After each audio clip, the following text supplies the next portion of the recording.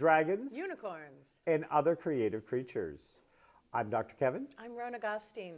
And we are your hosts. Yes, we're actually also your guests today. Yes. Today's one of our, let's sit back and talk about ... So we're starting a new year. And it actually feels like ages since I've seen you. And even though it's been sort of the traditional amount of time, it hasn't been much more than a few weeks. It just feels like, I think because the holidays happened and the New Year changed, it just feels different. It does feel longer. I mean, it's a... Yeah. You put so many non-regular experiences in. Yes. Once a year this and, occasionally that. So, yeah, you're right. It changes it.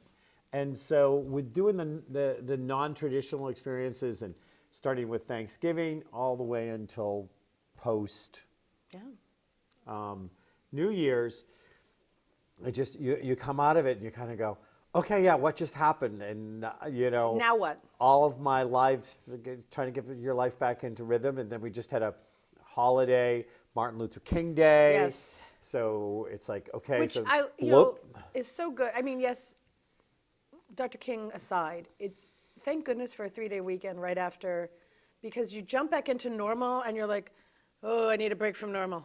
The timing on it could not be better. And I realize it has nothing to do with trying to help people get, through January, which can seem like a very long month. But it's just a fortunate occurrence in that. It's a month that always seems to gallop to me. It does. March to me always goes slowly. They're 31 days. Yep. You're right. January gallops. We have our unicorns here galloping through. And March always seems the slow one. Usually seems the slow one to me. Yeah. For this, it's like January. It's like, okay, it's the new year started. Now there's all of this energy and there's all of this hype and there's all of this buzz, and you try to like move into it, but you're trying to get out of the holiday revelry, and then there's the cleanup.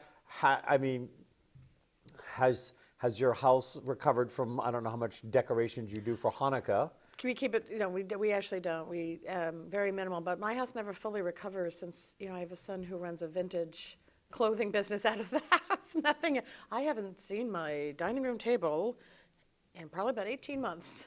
Where do you guys eat? Everywhere else. Everywhere? Well, it depends, kind of living room, in the kitchen island and stuff like that. My husband's a child and family therapist. He's very creative, but I haven't really mentioned Mark.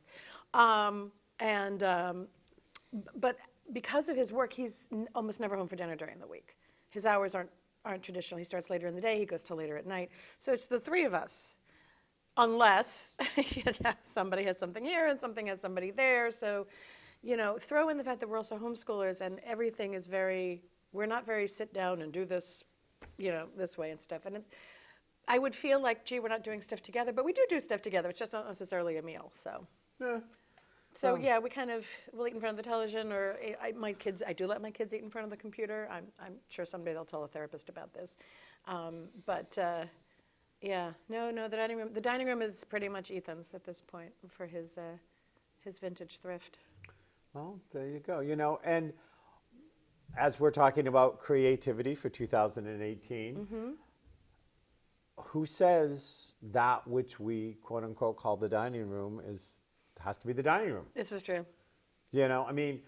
I look at the number of times that I've had to create space, And it's so important.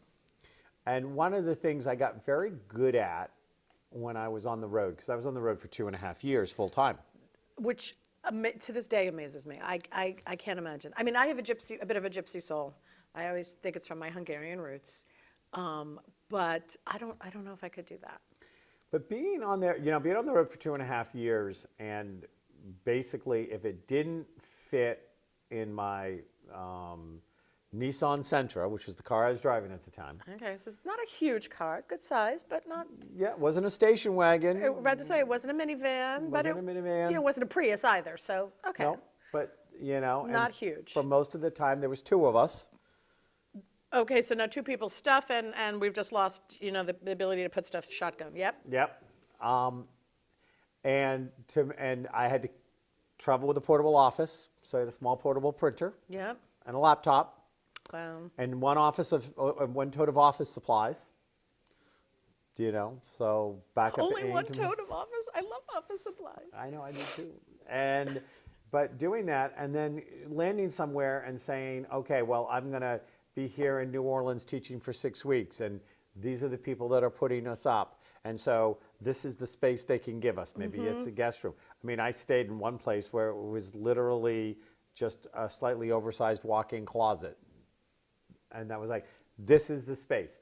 How long can I be here? How much can I unpack? How can and every few days, sometimes every few days, when I had the mini takeout, Yeah. didn't take everything out, to probably, 8, 10, 12, 15, 20 times. I'm setting it all up. Okay, so this is what they have in here. What can I move around? What can I do? How can I organize it? How can I do this? Oh my God. Blah, blah, blah. And It's like a Broadway national tour, Bring it up, take it down, bring it up. If it's Tuesday, it must be Chicago. yeah, Oh my gosh. yeah. And if it's Savannah, it must be Chicago. Hi-ho, the glamorous life. But yes, definitely. There's But always, you know us guys, and if you're new, get used to it. There's always going to be a musical quote. yeah. And if you're not sure what the musical reference is, look it up. Look it up. Uh-huh. That one was a little night music. Yes. I So love that musical. I do too, actually. That's a great musical. And and Every Day a Little Death. Every Day a Little Death, which we've mentioned before. Sure, yes. And by the way, if you're not a big musical fan, you actually do know A Little Night Music because that's what Send in the Clowns is from. So Yes. chances are you know that one. Yes. So from that, but that recreating of space is an invitation to do your creativity. It is. It is. And it's also an invitation to acknowledge how important it is, I think. In other words, it doesn't matter that you're traveling. It doesn't matter that it's a walk-in closet. You can be, will be, need to be creative everywhere. Well, it's so funny because astrologically, my sun sign, which is just one part of a larger piece, my sun sign is Cancer, and people would be like, oh, what cancers are all about home, and how can you not have a home, and how can you travel? And I said, well, cancers travel with their home on their backs. They're crabs, so their home Hello, goes everywhere they go. home is everywhere. So I go everywhere, and of course the moon goes everywhere too, which is the planetary guide for the Cancer. So yes, home is everywhere. So one of the other things I used to have a lot of fun with was I would go someplace and I would say, one of the things I'd like to gift you for allowing us to stay, because I would get invitations. I mean, I would be in New Orleans, I'd be in Sandpoint, Idaho, I'd be in Biloxi, Mississippi, I'd be in Colorado Springs, I'd be in San Francisco, I'd be in Columbia, South Carolina. Wow. I mean, it was just, I can't tell you how many times I crisscrossed the country. I love that. And, but I would go in and I'd say, if you would like, I would love to cook for you. And it was always one of my give backs was to cook. And so I would love going into somebody's kitchen and then just seeing what they have and then creating from whatever was in their kitchen, I would make a meal. Yeah. And most of us have enough stuff when we run out. We're expecting snow again up here, and I'm sure when I go, I'm truly out of milk. I really have to stop and get milk on the way home. And I know there's going to be a whole bunch of people there like panicked, as if most people don't have enough food to create a meal out of what's already in the house. Always have enough. Always have enough, and look, and and occasionally I'd have to run to the store and get something from wherever I was staying, but a lot of times I'd be like, yeah, I'm gonna do, and and there was a few times when, if I got a good enough relationship with the host and hostess or whoever I was staying with, stuff like that, that if I was going to be there for a little longer period of time, because, I'd redo their kitchen for them. I'd actually organize it so it made more sense. Can you see me thinking, how could I get him to stay with me? I'd kind of go in and say, okay, so let's you have the same thing in 3 different places, and so most people don't realize that they've got that. I'm like, so if we could put it all, get all the spices here and realize, I remember staying with somebody once and we were going grocery shopping, and it was one of my prolonged stays, and we were going grocery shopping, and they were like, oh, I think I need to get something. I said, no, you have 3 containers of it. Oh, really? I said, yeah, I was just redoing your cabinet the other day. Are you sure? Absolutely. Yeah, my sons have told me that, Mom, whatever you do, don't go and buy more. We have, and it was one of those things you're like, we must be out of it. Let me just toss it in. It's not going to go bad anyways. And all of a sudden you end up with. Yep. Yeah.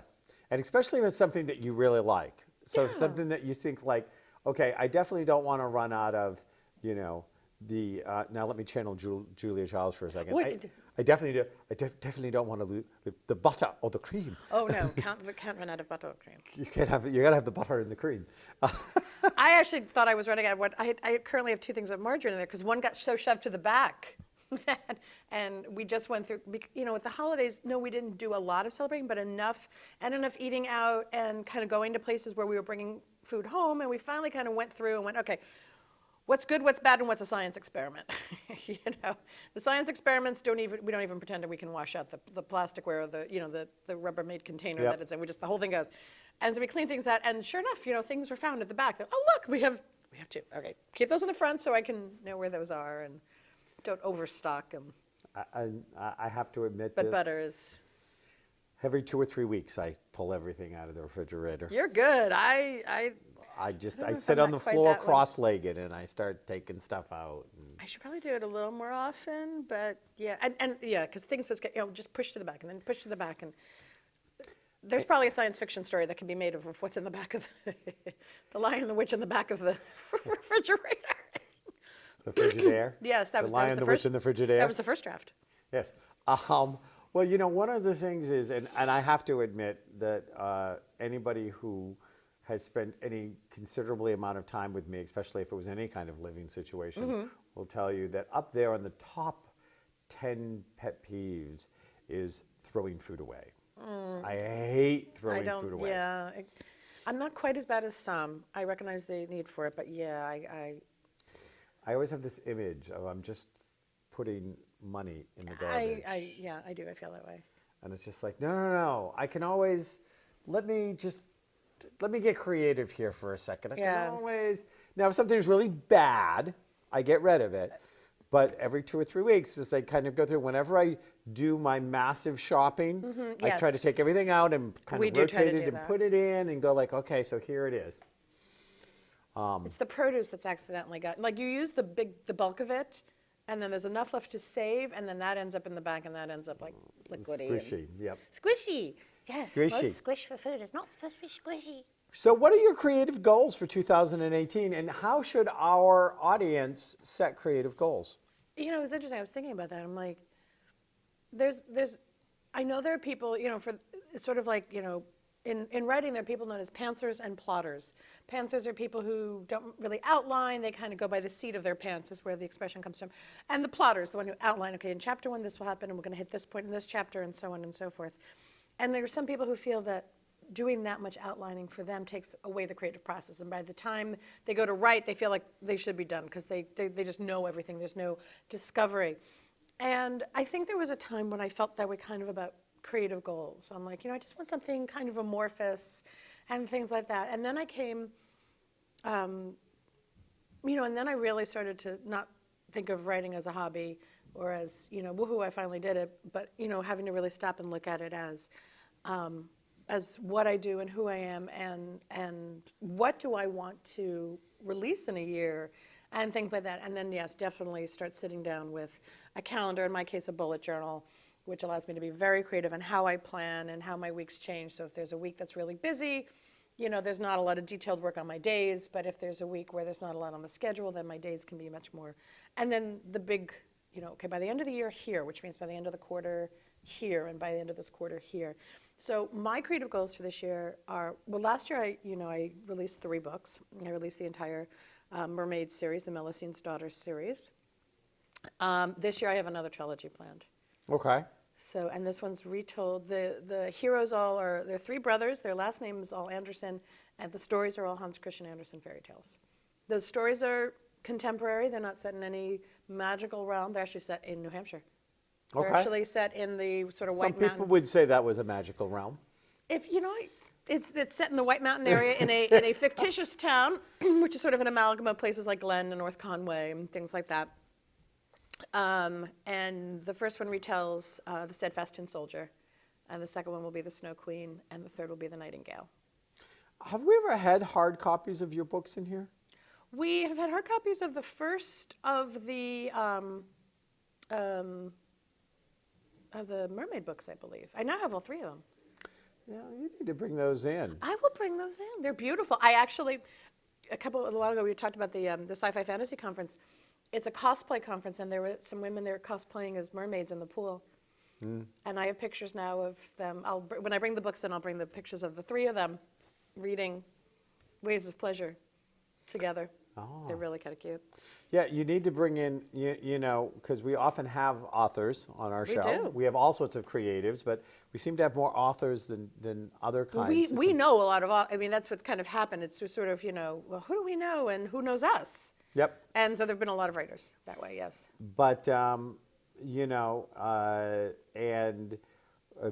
know, I was recently was a little indisposed for a few days with that crud that was going on around. Yeah, the post-holiday malaise. Yes. I think that's what it's from, too. You gear up, you gear up, you gear up, you gear up. You're also hugging and kissing a whole bunch of new people, potentially, and different microbiomes and different germs you're exposed to, and then you're like, it's over, and the cold goes, pa-doom. And so... Wasn't that just so graphic and ladylike. animated? I just thought ladylike was the term that came to me. If that's the term that came to you, there. Yes. So anyway, back to. Well, that I Where the heck that were I we? spent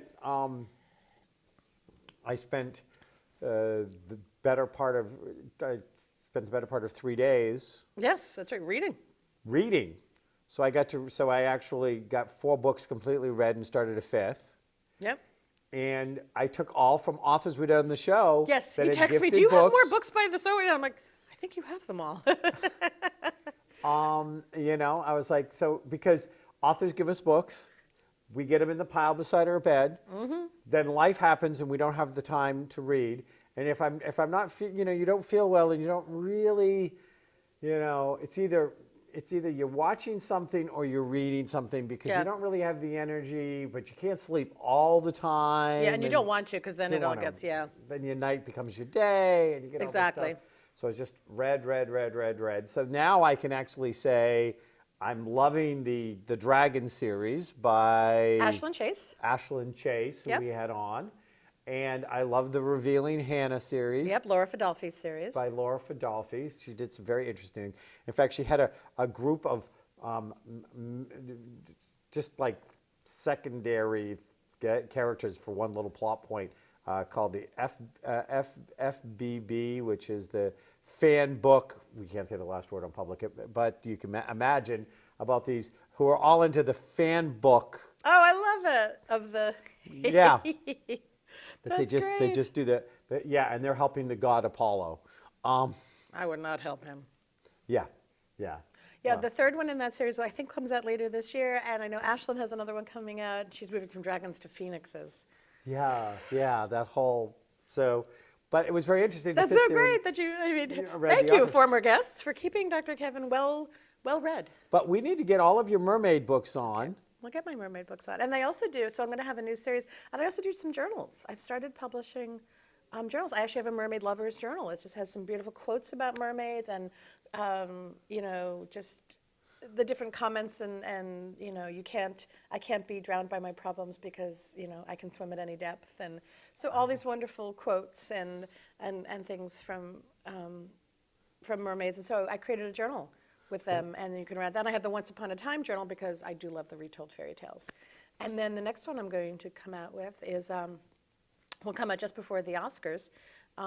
There's a trademark on that, which will be silver screen siren quotes. So we quotes from some of these women, but not from their movies, but their life quotes from Judy Garland and Lucille Ball and Carol Lombard, and they have some wonderful, amazing things that they just said in life.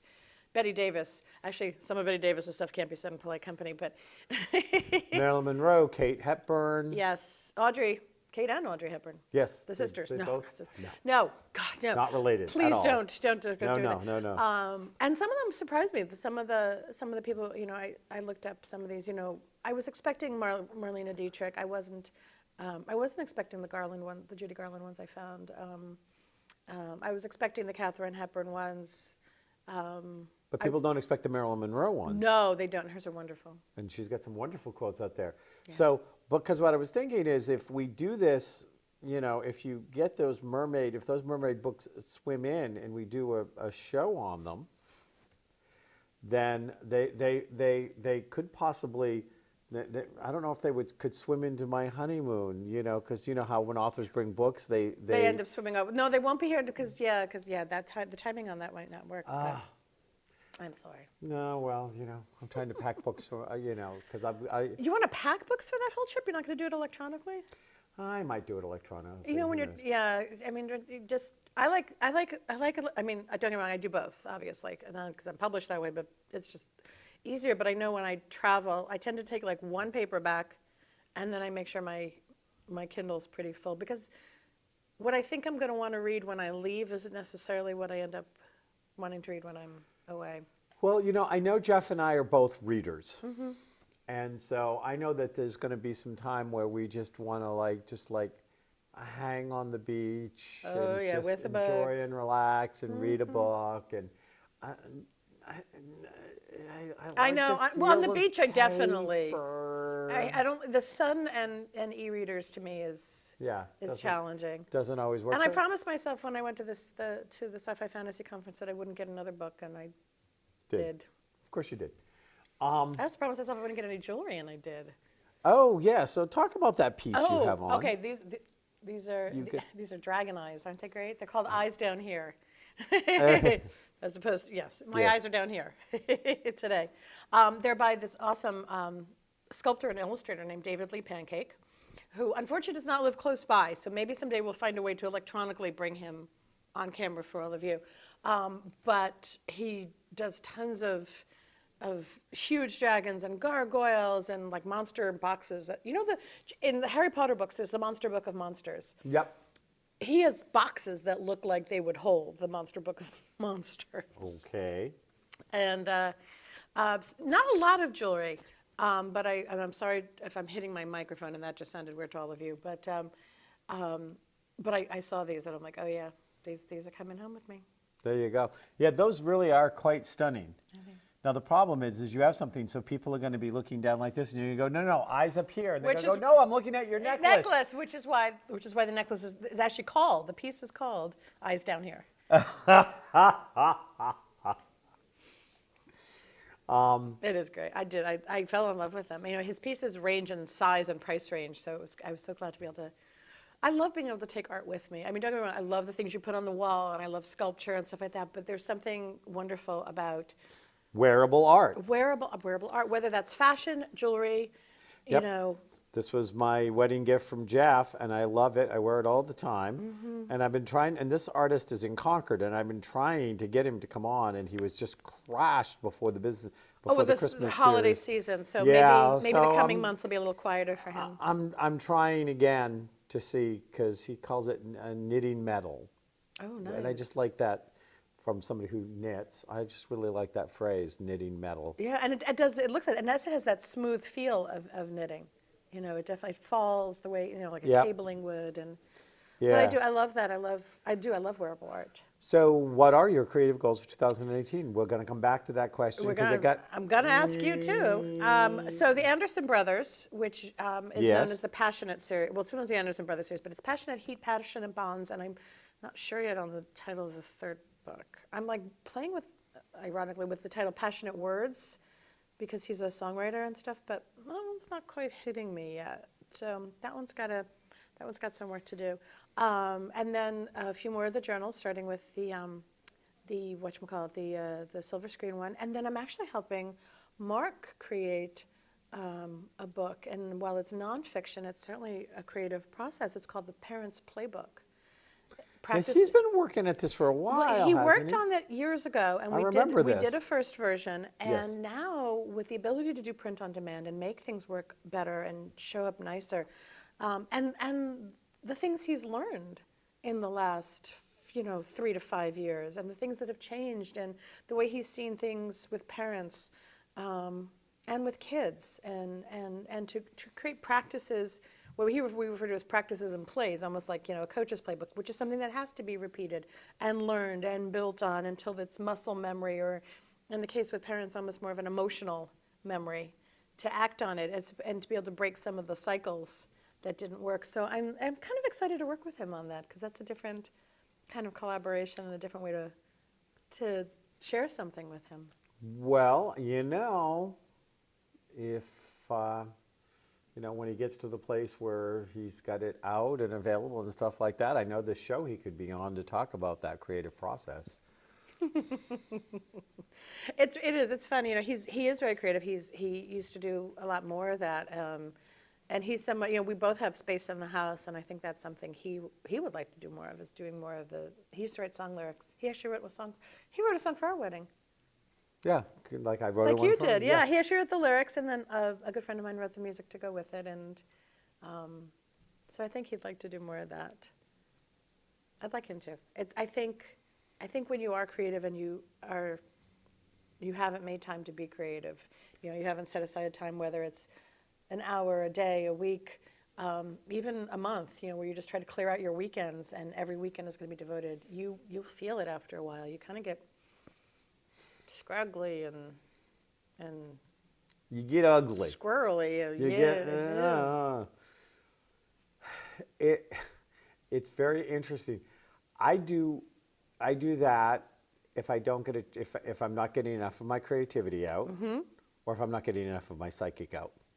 I believe that. I'll For have- me, I'll have- morning pages is one of the ways I make sure. I mean, the big creatives, the writing a book and stuff like that, that's one kind of planning. But that sort of little bit of daily morning pages first thing in the morning for me is the way I do that. When I don't, everything kind of gets crunchy up here for a while, and I can't hear enough to do what I need to do. Yeah. Well, and it's so, what I find, and I find it interesting that it happens both in my working consciously with my intuitive and consciously working with my creative, that they have that parallel thing that happens. Oh, that is interesting. Because I've gone through periods, and it's been a long time since I went through one of the periods with my psychic where it's like, okay, I need to take a break. I need to focus my energy somewhere else and stuff like this. And then if I tried to, back in the day, if I tried to shut it down, I would suddenly be standing in the grocery store, and beside somebody, I'd go, blah, blah, blah, blah, blah. And I was like, okay. I've been attacked. I've been psychically attacked. I just psychically vomit. It'd almost be like this buildup of like. But it does. It feels that way. Yeah, it does. And the same thing with the creativity. In December, I was being asked to, at the last minute, host somebody else's TV show out of Manchester. Okay. And this guy has had me come on a couple of times and do it. In fact, I was supposed to do it the week I got sick, and I had to cancel because I was like, Yeah, no. I couldn't, no. Plague. I couldn't do it. And I said, I really want to talk about bullying. It feels like it's the topic I want to bring today. I said, I'd like to find something to read about bullying. And I looked and I said, and I tried to I spent 2 or 3 minutes on the computer trying to see if I could find a quote I like, a poem I liked, whatever. And I was like, okay, this is crazy. I'm not going to find anything I like. So I only had 10 minutes. So I wrote it. So I wrote the poem about bullying because it was quicker for me to write it. And you knew you'd get closer to what you were looking for that way too. Yep. Than to Google and find something. So there's one of the signs. If you do that, you're one of the uber creatives when you're like, no, it's easier for me to write a poem than to find it. But I did that when I wrote the one for Max. That's true. That's right. When he was on and you wrote that one for him at the end. That's Max. I wrote that one into my iPhone while I was driving. And it does hit us like that. Boom, and it comes out. Thank goodness for those voice recognition things. Even if when they get it wrong and you read it later going, yes, not quite right.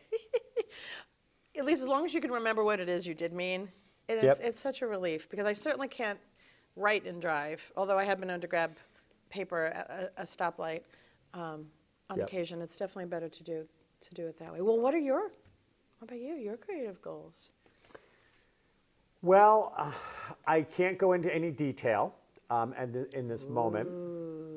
I'm just finalizing up the negotiations, and we'll probably be signing a contract. The contract is on the table, so I can't do anything until the contract is signed. But Stay tuned. Stay tuned. But it looks like I'm going to be launching another TV show, actually, where I will be the producer and the host for somebody else. And so there'll be a lot of creativity in planning out a weekly show and working with the creative team and branding the show and creating all of the different things that are involved with that. You know, it's funny, people don't realize that branding and even in marketing, there can be in business so much awesome creativity. You can have so much fun with that. Absolutely. So that's going to take part of my my creative flow. And then outside of that, I'm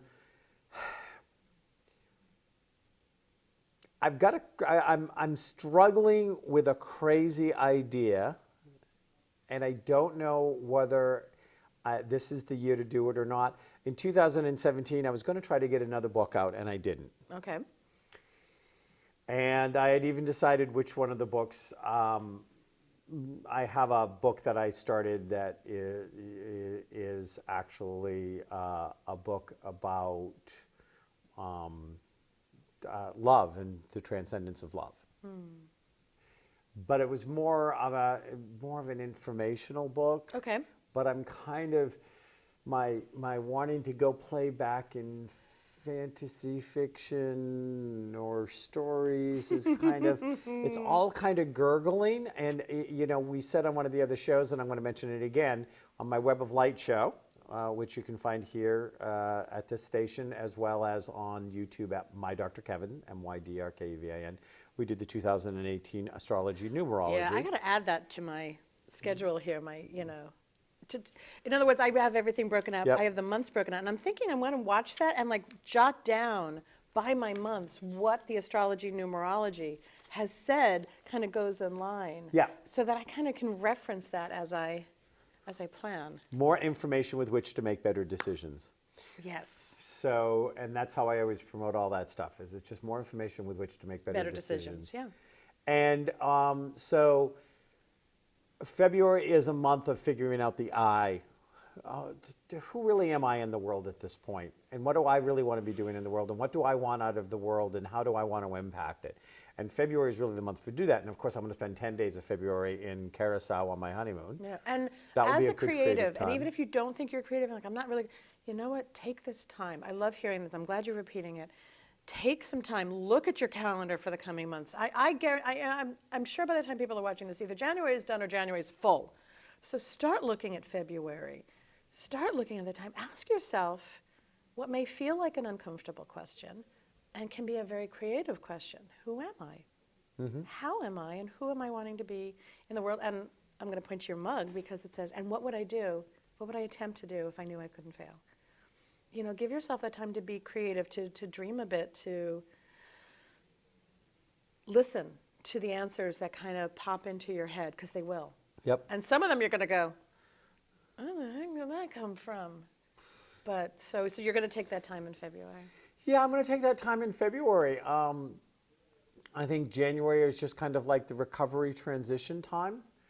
And I've got a lot of stuff that has been kind of wiggling and waggling off the, stuff that needs to do it. I've got a lot of work. I got to do the Web Flight Expo, which is April 22nd, 23rd, That's right, which Earth Day weekend. comes faster than you can. Yeah, and there's just a lot of stuff there. And I'm looking to shift that I've got more time spent in creative endeavors, whether it's in my career or my personal life, than seems like, there was a lot of creativity in planning my wedding. And that show, I mean, so many beautiful things, from the chords that we all received, in addition to the one you and Jeff, used to handfast, the sands, which we've spoken about, which I love. I still love that, all the levels and the layers and the blending and it was sparkly too, which you guys all know. But there was so much beauty and creativity. Two, the way, we all brought together the feast that was served. Yep. I mean, it was a big potluck. That's everybody being creative and creating a buffet situation. And to the thank you cards. yeah, You got one, right? I haven't seen it. You haven't? No. I got to check to see if I had the wrong address for you. You might. But anyway, everything was creative at that one, and it felt it. You could feel it in the vows. You could feel it in the songs. You could feel it in the readings. You could feel it in how people dressed. Yep. People got to be more creative in their dress. And I got to write the song for Jeff. It was so beautiful. And I don't know whether it's going to happen in 2018 or 2019. At some point, I want to go into the studio. Oh, good. And I want to,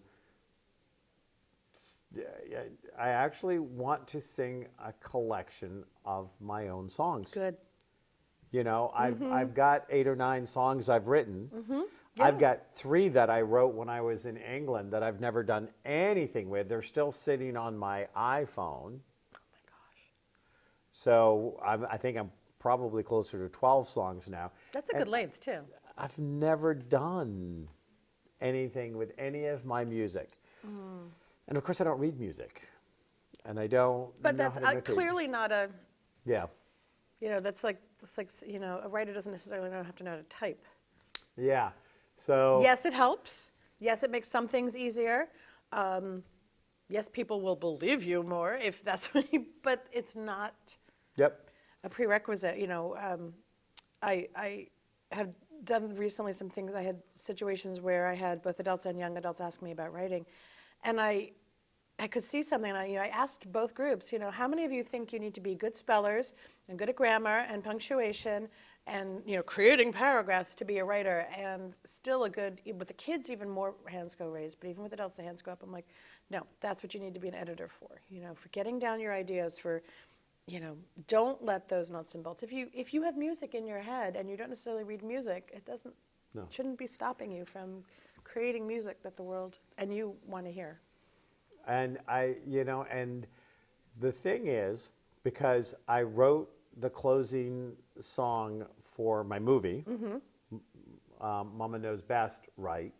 Which you've never seen, I don't think. No, I haven't yet. And but we decided we needed a closing song, so I wrote that, and that's kind of in a jazzy. That's kind of more of a closer to a jazz. And then I have the Broadway song, which you talked about on one show that I wrote, that has more of the Broadway stuff. And then definitely the romance that I wrote for Jeff. But I've also wrote hip hop, and I've written rockabilly, and Oh my gosh. I write in. It's like. It's not even like I write in a single genre. I don't. It's Apparently like not. the That's song awesome. Kind of comes. So it would be this really eclectic collection if I ever tried to put it on a CD. Yes. Not that I would ever do anything except for share it with people who wanted it. I mean, I'm not trying to break into the music industry at this point. Certainly not as a singer. I mean, I enjoy singing and I can sing Right. to a certain extent. But, yeah. we're not looking at, you don't have Grammy aspirations. No. I mean, I would love to take that CD and get it in front of somebody who may go, oh, that would be a perfect song for so-and-so. Yes, I mean, Beyonce wants to record it. She, that's fine. That's right. Adele, That works whoever, for me. yeah. Yeah, absolutely. So anyways, but I think I'd like to do something, but the year passes so quickly and it kind of depends, and I'm trying to right now, I think that February is also going to be the month of what do I cut back on and what do I eliminate. That's a very important question. We don't do it enough. We were just joking about the refrigerators, but Yeah. there are other places in our lives that have things that got pushed to the back, and either are still good and should probably be brought forward and used, or discarded. Discarded. They are turning into unpleasant, squishy science experiments and aren't worth our energy, focus, time, whatever. Yep. So that's, Well, the other thing is I'm going to be teaching. I've put out to teach starting in the spring. I was going to do it in January, and it was just too rushed for me to do it the way that I wanted to do it. Is a master levels tarot class, and I want to do it. And teaching for me can be very creative. I can see that. So, doing an 18-month course where you do a really deep dive into the tarot. That would be amazing. Into the point where I'm going to take that course and the people who do that course with me, and I only want 4 to 6 people. I mean, this is a small. Yeah, that's going to have to, you want that this connected, intimate. Connected, intimate. This is a journey of transformation course. But I want to do that, and then from that, the kind of the part 2 for the people who go through it is going to be create your own tarot deck. And I want to lead people through creating their own tarot deck. And remind me how many cards are in a deck. It's not. 78. I'm about to say, it's bigger than 52. That's a. 78 card Yeah. deck. And at some point here, I want to do a Dragons and Unicorns show on art of the tarot. Oh, Just God, from yeah. just the visual art of the tarot. I just saw some this weekend, and that were really shocking. There was a goth one, and a couple of them that almost looked like found art, and things that were collaged together, and they were just some of the images are so powerful. Absolutely. I mean, tarot as a journey tool is one thing, but tarot is art because I started reading the tarot 18, 19, got my first deck, but when I came back to starting my own business now 28 years ago, and tarot was big, and I started doing tarot readings in shops as one of the ways that one of the income streams for my business. I went through like 18 decks really quickly because I would sit there and people would shuffle the deck, and when they're shuffling the deck, my intuitive information is already coming, and so I'm kind of like giving them their intuitive reading while they're shuffling, while I'm shuffling. Finally, by the time I put a card down, they'd be like, "What's that?" And I'm like, "We already talked about it." And we put another, "Yeah, we talked about that too," and blah blah blah blah blah blah. And I was just like, "Okay." So I originally thought my first tarot deck couldn't keep up with me. That would be the natural sort of, yeah. Like, okay, I got this deck when I was like 18, 19 years old. This deck just can't keep up with me. So I tried a different deck. And I tried a big deck. And I tried a smaller deck. And I tried the Russian tarot. And I tried the one that was, that all the images looked like 40s movie stars. And I tried the deck. And I tried the round deck. And I tried I've seen some of those. Those are odd to me. After 18 decks, I was like, okay, none of them keep up with me. I don't think I'm supposed to be reading the tarot because I don't need the doorway to open. Okay. The doorway's always open for me. Right. But the tarot in itself as an art and a set of symbols and a journey that one can take is very powerful. Yeah. And so I go back, but there was a time when I was like, I'm just going to create pieces of art that are just the tarot cards As put you need together, collaged type of thing. So I don't know. I have no idea what my creative year will unfold as. And it's kind of interesting because I kind of do and kind of don't make my living off my creativity. Yeah. It comes up as part of it. It's funny. We're right back to what I had started with his, are you going to be a pantser or a plotter for this year? And you can be either and still end up with tremendous creative results. Certainly the writers who do it, I can't tell you that the plotters are selling books better than the pantser. No, it's your creativity. It's your process. Keep it precious. Honor however it is for you. Maybe you want a goal for the year and really trusting that it unfolds and being very mindful of taking the time. And that's what you're going to do. That rather than setting a goal to finish a painting, you're going to set a goal to set aside time. Yeah, rather than, it can be anything as creative as you are, how you're going to plan your own creative time. And Yeah. When something shows up that wants me to create it. And I am actually, When it knocks on that open door, right? when it knocks on the door, it shows up, and I can become very disciplined until it's done. Yeah. But to pre-guess what's going to come through the door, not always my strong suit, and my creativity kind of, this is the image of my creativity when I say as a plotter, okay, I'm going to do this book, this, and I'm going to do this song, and I'm going to create, I'm going to do this. And so this is the image of my creativity. Na, na, na, na, na, na.